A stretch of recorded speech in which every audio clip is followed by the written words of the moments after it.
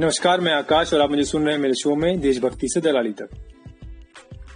1959 में एक मूवी आई थी, धूल का फूल।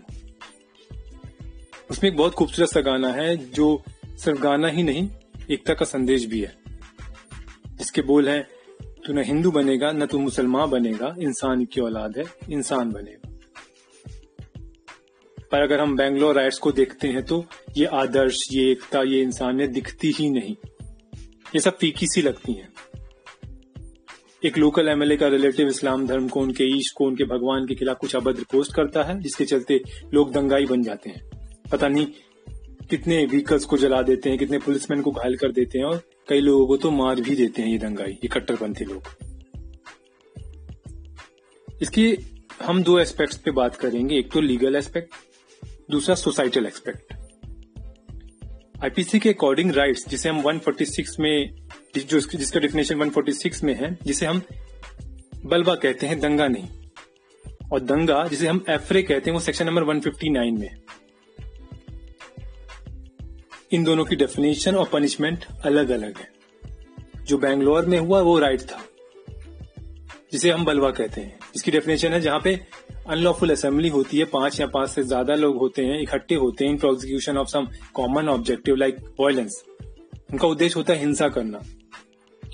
वहां पे बलवा लगता है, राइट होता है, उसे राइट कहते हैं, जिसकी क्वांटम ऑफ पनिशमेंट करीब 2 साल है। पर अगर हम दंगे की बात करें, जो आईपीसी के अकॉर्डिंग एफरे कहलाता है, और उसकी डेफिनेशन ये है कि जहां 2 या 2 से अधिक लोग होते हैं जो आपस में लड़ाई करते हैं किसी पब्लिक प्लेस में और पब्लिक पीस को डिस्टर्ब करते हैं, उसे हम एफरे कहते हैं, दंगा कहते हैं। उसका क्वांटम ऑफ पनिशमेंट करीब 1 मंथ है। तो इंटेंसिटी आप देख सकते हैं, वहां 2 ईयर जो बैंगलोर में हुआ, यहां 1 मंथ। तो राइट और एफरे, बलवा और दंगा, दोनों में डिफरेंस है।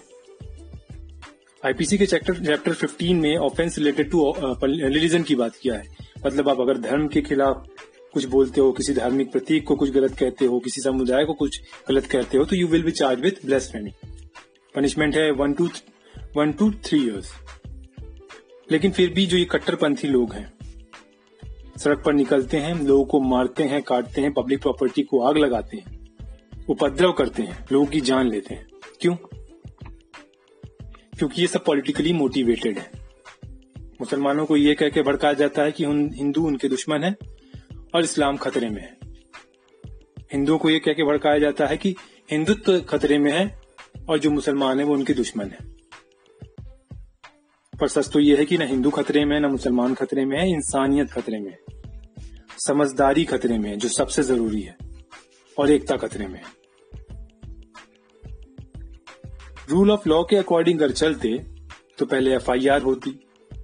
अगर एफआईआर नहीं करते तो आप अपने लोकल लीडर को लाके उनके ऊपर प्रेशर डलवाते। अगर फिर भी एफआईआर नहीं करते तो आप प्रोटेस्ट करते, उनको मजबूर करते कि वो एफआईआर करें। यही तरीका है। और हाँ, मैं लीडर की बात कर रहा हूं, दलालों की नहीं। इस राइट का एक बड़ा हिस्सा और अच्छा हिस्सा यह भी है कि कुछ समुदाय के लोगों ने मंदिर को घेर लिया ताकि हिंदू धर्म के लोग और उनके मंदिरों पर कट्टरपंथी हमला न कर सके। इस पॉजिटिव इंसिडेंट को देखने और सुनने के बाद ये लगता है कि धुंधली ही सही पर इंसानियत, समझदारी और सामाजिक एकता अभी भी इस देश में है और हमेशा रहेगी।